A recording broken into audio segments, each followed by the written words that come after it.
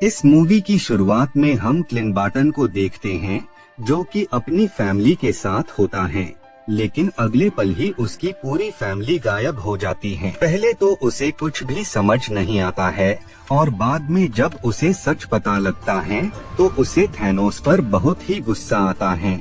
इसके बाद हम स्पेस में टोनी स्टार्क और नेब्यूला को देखते हैं जो टाइटन प्लैनेट से अब अर्थ की तरफ बढ़ रहे होते हैं। टोनी स्टार्क की कंडीशन खराब होती जा रही थी क्योंकि उन लोगों का फूड और वाटर लगभग खत्म हो चुका था, इसीलिए टोनी बस अपनी मौत का इंतजार कर रहा था। लेकिन तभी वहाँ पर बहुत ही तेज लाइटिंग होती है और वहाँ कैरल डैनवर्स यानी कैप्टन मार्वल आ जाती है जो कि उनके स्पेस शिप को लेकर अर्थ पर आ जाती हैं। बाद में ये सब बाकी अवेंजर्स के पास जाते हैं।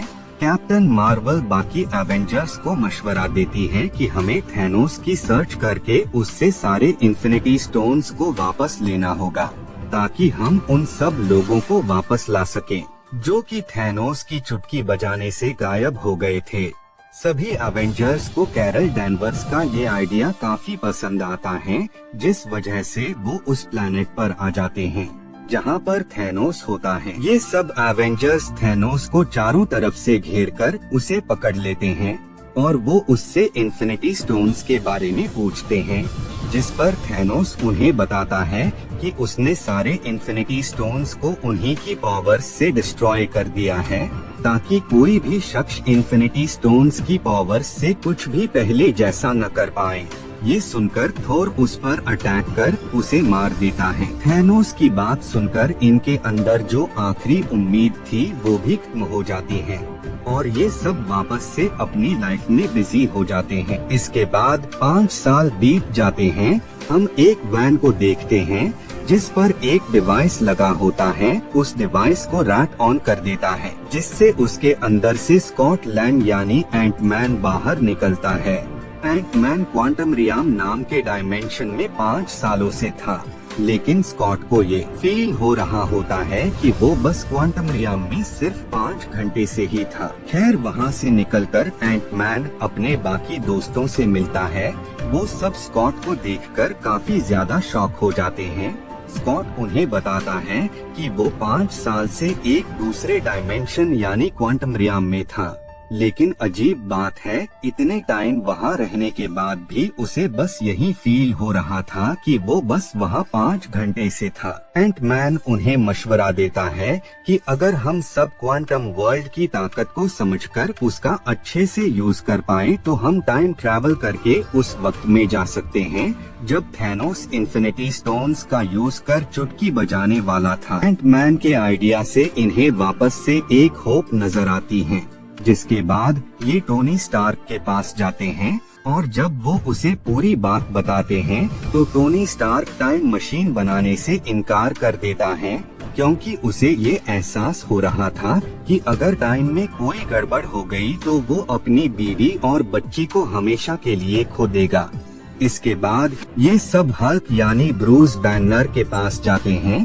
ब्रूस ने हल्क की पावर्स और अपने दिमाग को मर्ज कर लिया होता है, जिस वजह से वो बन गया था प्रोफेसर हल्क। उन लोगों की बात सुनकर हल्क टाइम मशीन बनाने के लिए रेडी हो जाता है। बाद में हल्क काफी कोशिशों के बाद उस डिवाइस को बना लेता है जिससे होकर ये सब पास्ट में जा सकते थे, लेकिन वो डिवाइस अभी भी प्रॉपर तरीके से वर्क नहीं कर रही होती है। इधर हम वापस से टोनी को देखते हैं जिसे पीटर पार्कर की तस्वीर नजर आती है। उस फोटोग्राफ को देखकर टोनी स्टार्क अपना इरादा बदलकर उन लोगों की हेल्प करने को रेडी हो जाता है और वो काफी कोशिशों के बाद उस डिवाइस को बना लेता है जिससे ये सब होकर पास्ट में जा सकते थे।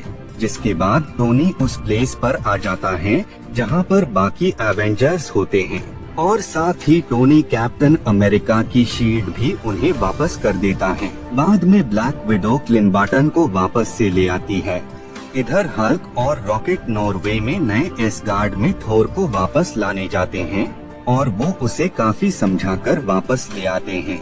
जिसके बाद ये सब अलग अलग टाइम में जाते हैं। कैप्टन अमेरिका, हल्क, टोनी और स्कॉट 2012 के न्यूयॉर्क सिटी में जाते हैं। हल्क वहां से सैंटम में जाता है जहां पर वो टाइम स्टोन लेने जाता है। टाइम स्टोन उस वक्त एंशिएंट वन के पास होता है। एंशिएंट वन हल्क को बताती है कि अगर किसी भी स्टोन को उसके वक्त से हटाया गया तो उससे मल्टीपल टाइम लाइन्स बन जाएगी, जिस पर हल्क उन्हें बताता है कि वो टाइम स्टोन का यूज करने के बाद उसे उसकी जगह में वापस रख देंगे, जिससे वो नई टाइम लाइन खत्म हो जाएगी। लेकिन एंशिएंट वन हल्क की अभी भी कोई बात नहीं मानती है। हल्क उन्हें काफी समझाता है, जिसके बाद फाइनली हल्क को टाइम स्टोन मिल जाता है। इधर टोनी और स्कॉट स्पेस स्टोन को हासिल कर लेते हैं, लेकिन वो स्टोन उनसे गिर जाता है और उस इन्फिनिटी स्टोन को लेकर लोकी वहां से निकल जाता है। इधर कैप्टन अमेरिका 2012 वाले कैप्टन से लड़कर माइंड स्टोन को हासिल कर लेते हैं। टोनी उन्हें बताता है कि उससे स्पेस स्टोन गुम गया है। ये सुनकर कैप्टन और टोनी टाइम ट्रैवल करके वक्त में और पीछे जाते हैं। उस टाइम में स्पेस स्टोन हावर्ड स्टार्क यानी टोनी स्टार्क के डैड के पास होता है। टोनी जल्द ही स्पेस स्टोन को हासिल कर लेता है और साथ ही स्टीव भी वहां से टिम पार्टिकल्स को ले लेता है। इधर थोर और रॉकेट 2013 में जाते हैं, जहां से वो इथर को हासिल कर लेते हैं और साथ ही थोर वहां से अपना हैमर भी ले लेता है। इधर नताशा और हॉकाई वोरमिर नाम के प्लेनेट पर जाते हैं। वहां पर नताशा अपनी कुर्बानी देती है, जिससे सोल स्टोन हॉकाई को मिल जाता है। रोडी और नेब्यूला मोराद नाम के प्लैनेट पर जाते हैं और वहां वो पीटर क्विल को बेहोश कर उससे पहले ही पावर स्टोन को हासिल कर लेते हैं। रोडी वहां से निकल जाता है, लेकिन जब नेब्यूला जाने वाली होती है तभी उसके सिर में काफी तेज दर्द होने लगता है और फ्यूचर वाली नेब्यूला का माइंड पास्ट वाली नेब्यूला से कनेक्ट हो जाता है, जिसके चलते जब थैनोस उसका माइंड स्कैन करता है तो उसे सब कुछ पता लग जाता है। फ्यूचर वाली नेब्यूला का दिमाग पास्ट वाली नेब्यूला से इसी वजह से कनेक्ट हो गया होता है क्योंकि नेब्यूला एक ह्यूमनॉइड होती है। इधर हम सब एवेंजर्स को देखते हैं जो कि टोनी स्टार्क के बनाए हुए गाउंटलेट में सारे स्टोन्स को लगा देते हैं और बाद में उस गाउंटलेट को हल्क पहन लेता है, जिस वजह से हल्क की कंडीशन काफी ज्यादा बिगड़ने लगती है। लेकिन इसके बावजूद भी वो चुटकी बजा देता है, जिससे सारे गायब हुए लोग वापस आ जाते हैं। लेकिन उसी पल थैनोस की पूरी आर्मी पास्ट से फ्यूचर में आ जाती है।